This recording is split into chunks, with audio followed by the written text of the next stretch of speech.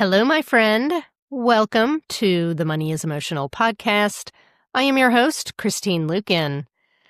Today, we are diving into a topic that so many of my clients ask me about, especially those who have built wealth and want to raise kids who are confident with money, but not entitled.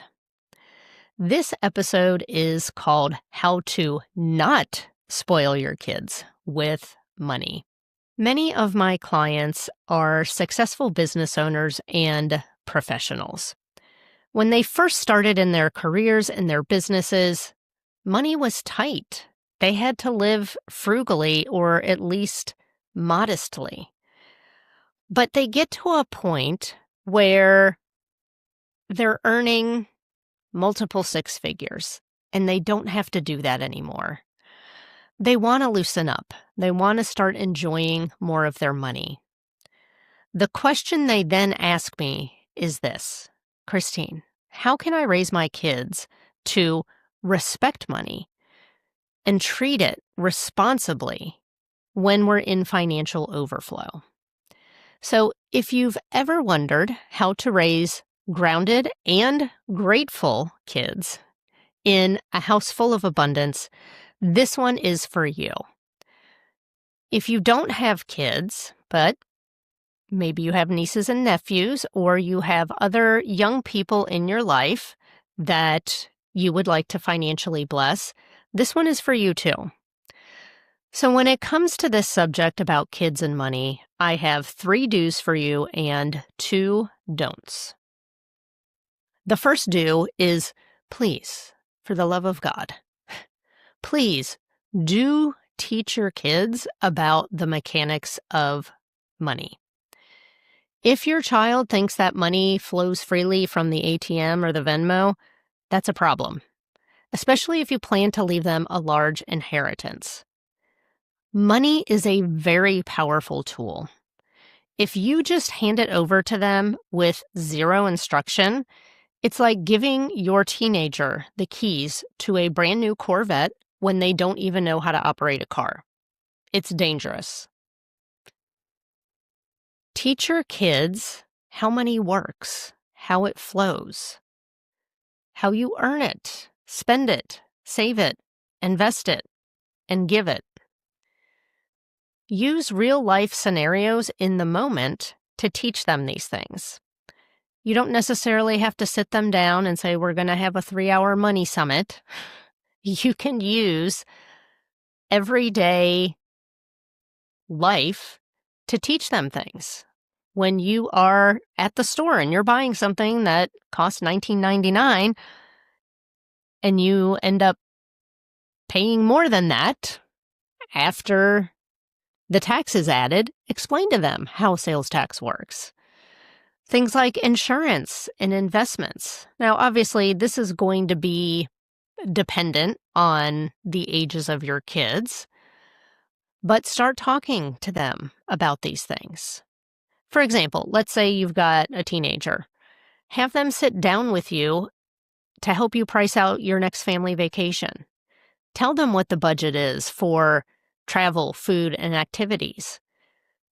Show them that there are limits, choices, and options when it comes to spending that money on the vacation, right? Like you can look at the price of different plane tickets. You can look at the price of different types of rental cars and hotels. And, they can see that there are options and how you put all those things together. Maybe your car insurance policy is coming up for renewal. Talk to your teenager about premiums, deductibles, coverage limits. Trust me when I say this, you do not want your kids learning about things like car loans, credit cards, investments, insurance from the people who are selling them. I would love for you to read a personal finance book together as a family. Read something like Money is Emotional, Prevent Your Heart from Hijacking Your Wallet together. I've had people tell me that they've read it with their 12 and 13-year-olds. I've also had 70-year-olds who have reached out to me who have read the book and loved it. So it really is anywhere from 12 to 92. You can listen to it together in the car on your next road trip, or maybe over the course of the next month or two on the way home from soccer practice. This will spark discussions. And I hate to say it, but it's true. Kids are much more likely to listen to an outside expert than they are from their parents, right? We've all had this experience with somebody we love, right? We tell them something, and then they come to us months later and say, oh my gosh, so-and-so said X, Y, and Z, and isn't it brilliant? And you're like, I've been trying to tell you that for 3 years now. That's okay.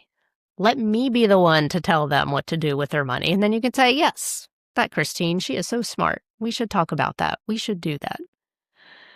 Or ask them to find a financial influencer on TikTok that they like. Watch their videos together and talk about them.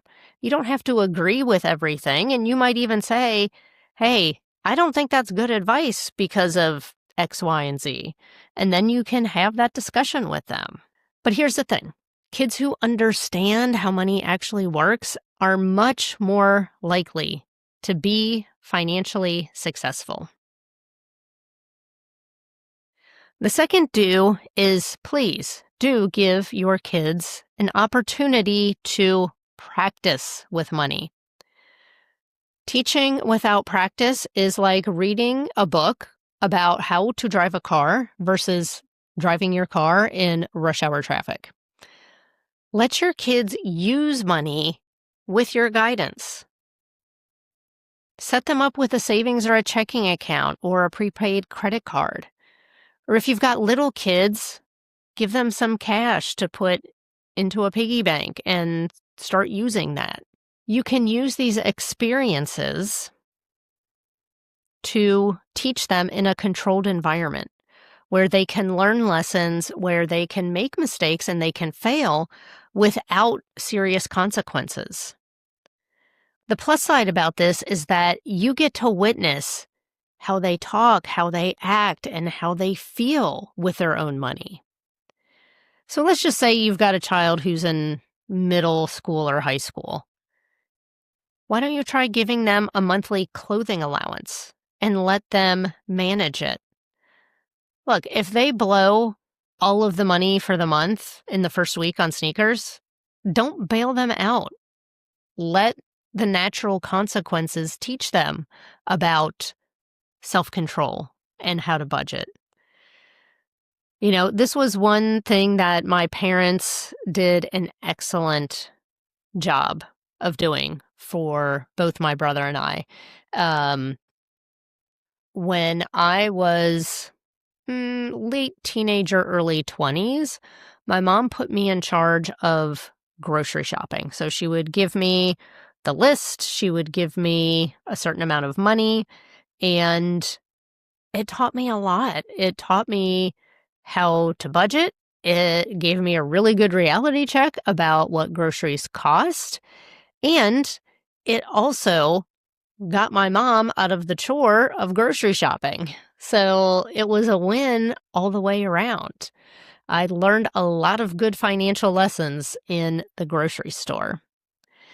And, you know, my dad also did me a great service by not bailing me out when I hit financial rock bottom in my 20s. He didn't pay off my debt, but he gave me the grace and guidance to fix my mess. You know, and at first I was mad about it because I knew he could loan me the money. He could have just paid it off, but he didn't. And honestly, when I was feeling bad about myself and actually started bad-mouthing myself to my dad, I was basically like, God, I can't believe how stupid I was. You know, I can't believe I ran up all this debt. And, you know, my dad said, listen, the mistakes you learn the most from are the ones that cost you something. So let your kids learn when the dollar amounts are smaller and the consequences are lighter. It's so much better for your child to experience the regret of buying a pair of designer jeans that don't fit, rather than to first experience financial regret with a major purchase like a car loan or a mortgage on a house. Just like you're not going to teach a teenager how to drive in downtown traffic with a brand new Corvette. No, you're going to use the Ford Focus instead. Financial competency comes from both knowledge and practice. Mistakes and missteps are very important parts of the path. The third do is spend money on family experiences versus just stuff. As your wealth grows, invest in experiences that will expand your kids' worldview and deepen your connection with them. They'll remember hiking in the Rockies or ziplining in Costa Rica long after they have forgotten about that $700 gaming console. Look, I'm not saying don't buy your kids stuff. However, I emphasize spending on experiences for several reasons. Researchers have documented that people derive greater satisfaction from spending money on experiences rather than things, even long after the fact. When I think about the trip that my brother and I planned for my dad's 70th birthday, which was over a decade ago, I still smile about it. We took him to the Greenbrier Resort in West Virginia. So my dad is a huge golf enthusiast. He's been playing since he was like 12 years old. The three of us played golf on the country's oldest golf course with old-fashioned hickory sticks and the old-style golf balls. We shot clay pigeons. We ate lobster macaroni and cheese. We played craps at the casino. It was expensive, and it was worth every penny because of those memories that we made. Dare to enter the Wealthy Woman Book Club, where answers exist to forbidden questions, where women of all ages and income secretly gather, where knowledge is shared, where possibilities are explored, where women claim their power. Dare to stay a spell in the Wealthy Woman Book Club. In this place, we lift each other up. In this place, we start dreaming again. In this place, we see financial miracles. In this place, we grow through the glory and the failure. In this place, we step into a new identity. Dare to champion the Wealthy Woman Book Club. We're creating a future where women are financially empowered across the globe. We're creating a future where our daughters stand on equal financial footing with our sons. We're creating a future where we purchase with our principles rather than price tags. We're creating a future where we use the power of money for the benefit of people and the planet. Welcome to the Wealthy Woman Book Club. Dare to come in, woman. Come in. Join us at wealthywomanbookclub.com.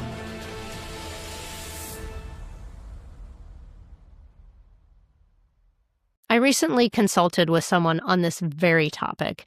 His kids are young adults and teenagers. I encouraged him and his wife to either plan a trip that the whole family would really enjoy, or even take each child on a special trip tailored to their specific interests.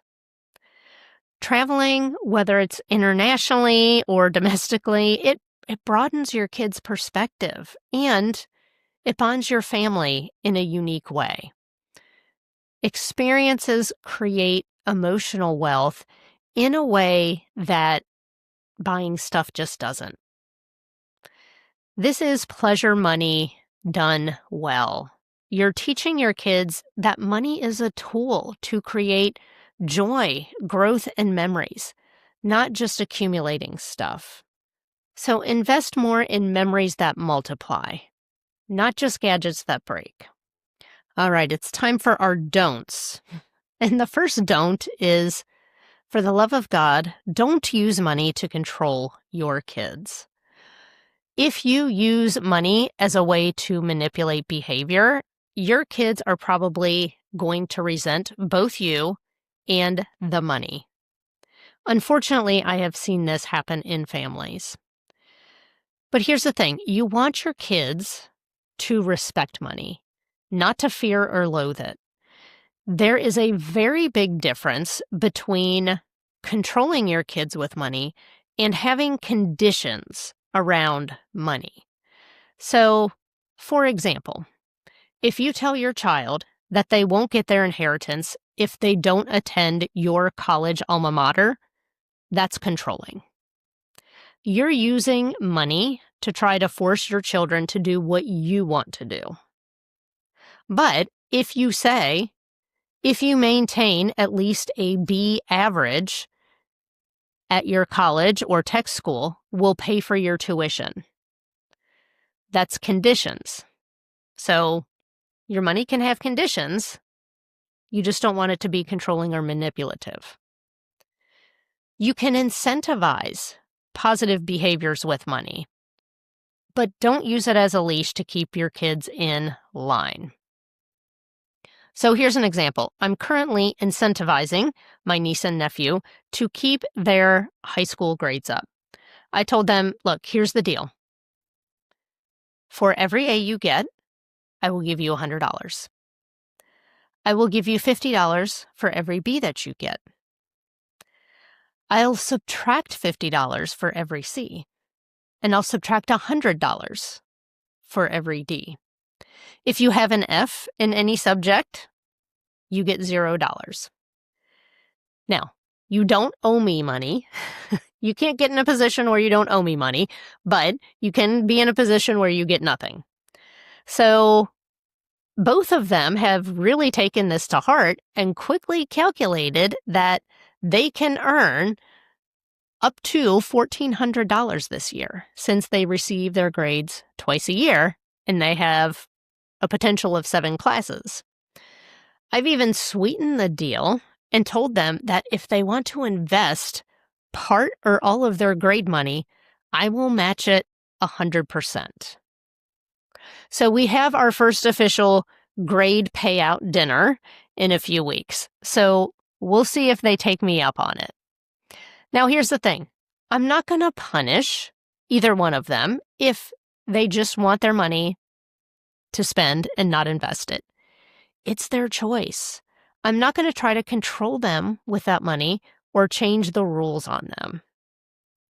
As parents, aunts, uncles, or grandparents, we want to use money to build trust and independence with the kids in our lives, not dependence or resentment.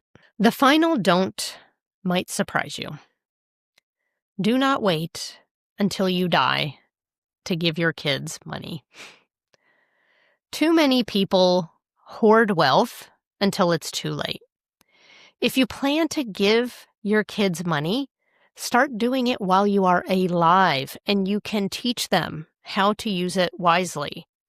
Watch them enjoy it. Guide them through it. Now, look, I'm not saying you have to give them their entire inheritance as soon as they turn 18, but you can start dripping it out to them while they're in their teens, 20s, 30s, and beyond.